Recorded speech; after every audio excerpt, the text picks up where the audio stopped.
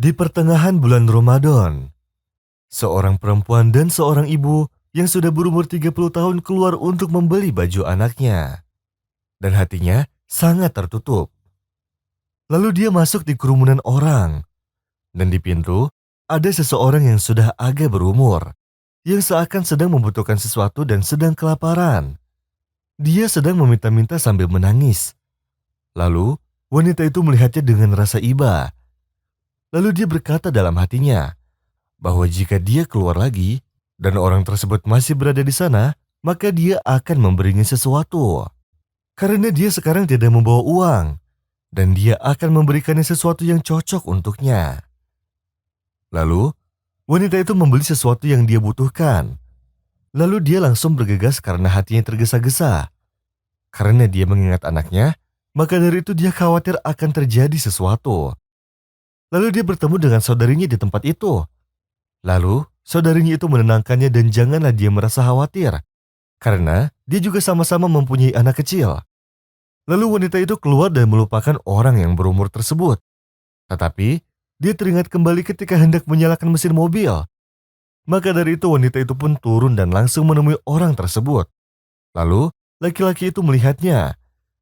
Wanita itu pun tersenyum sembari dia memberikan sejumlah uang yang banyak. Lalu dia pergi setelah didoakan yang baik.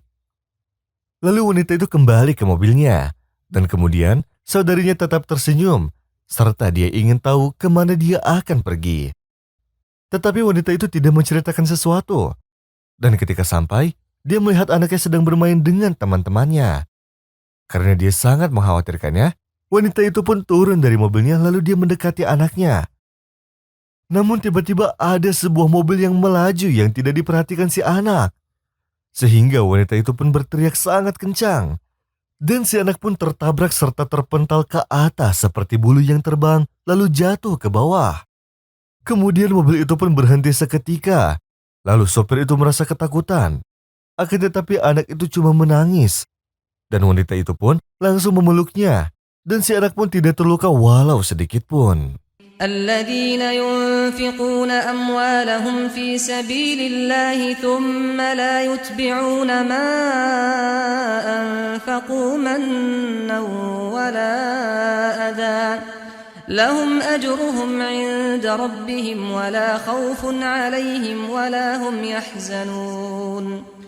Lalu wanita itu pun langsung memeluk anaknya dan menanyanya apakah ada rasa sakit yang dirasakan. Namun ajaibnya anak tersebut tidak merasakan apapun. Lalu wanita itu pun mengingat laki-laki itu serta doanya yang baik. Lalu dia pun masuk dan bertawadu. Lalu sholat dan bersyukur kepada Allah. Seraya berkata, "Aku merasakan hikmah yang mana anakku telah selamat dari kecelakaan. Dan aku ingin bersyukur kepada Allah." Pada waktu itu juga, dia sering bersolawat kepada Nabi Muhammad SAW. Karena sudah diberikan kemudahan dan terpenuhi semua kebutuhannya. إن الله وملائكته يصلون على النبي يا أيها الذين آمنوا صلوا عليه وسلموا تسليما